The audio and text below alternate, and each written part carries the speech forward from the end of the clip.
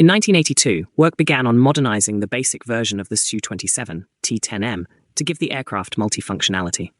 The first flight of the T-10M-1 on June 28, 1988, was conducted by OKB Sukhoi test pilot OG Soy. The production of the initial batch took place in Komsomolsk-on-Amur, where 10 aircraft were built. The first serial aircraft, T-10M3, was test-flown at the factory on April 1, 1992, and in September 1992, it was showcased abroad for the first time at the Farnborough Air Show. Subsequently, the experimental T-10M aircraft, designated as Su-35, repeatedly participated in various air shows, demonstrating its high level of performance characteristics. The Su-30 was used as the base platform for developing a multi-role two-seat fighter. This work led to contracts for the creation of two new variants of the aircraft, the Su-30 MKI and the Su-30 MKK. Based on the Su-30 MKI, two more export versions were later developed, the Su-30 MKM for the Malaysian Air Force, the Su-30 MKA for the Algerian Air Force, as well as a modification for the Russian Air Force, the Su-30 SM. Since 1997, under the designation Su-30 MKK, OKB has been working on the creation of a two-seat strike aircraft for the Chinese Air Force, with production carried out in Komsomolsk-on-Amur. An improved version of the Su-30 MKK, the Su-30 MK2, was developed, differing from the base aircraft in terms of equipment and armament systems.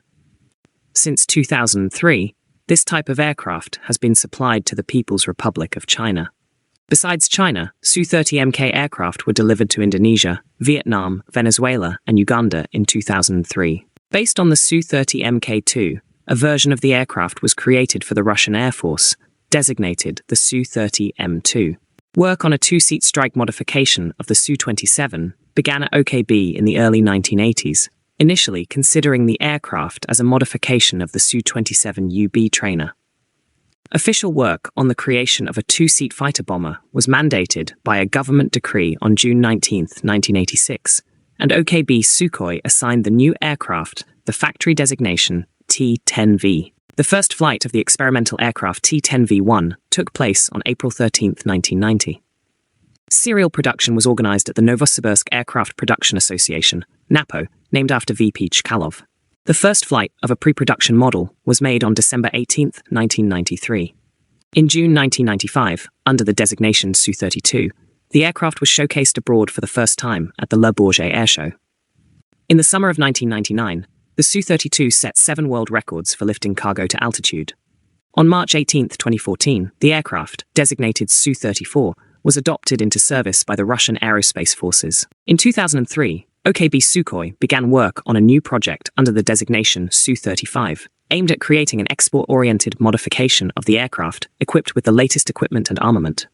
The first experimental aircraft, Su-35-1, made its maiden flight on February 19, 2008. The aircraft was fitted with a new AL-41F1S engine with thrust vector control, a new control system with digital fly-by-wire, an increased airframe lifespan, and a new avionics architecture, integrating all separate radio-electronic systems.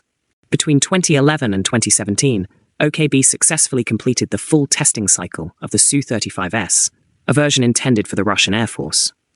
To date, this aircraft is being produced serially, in parallel with the production of the export version. Now, do you think Su-30 variants have been formidable aircraft in the Soviet and Russian armed forces? Let us know in the comments.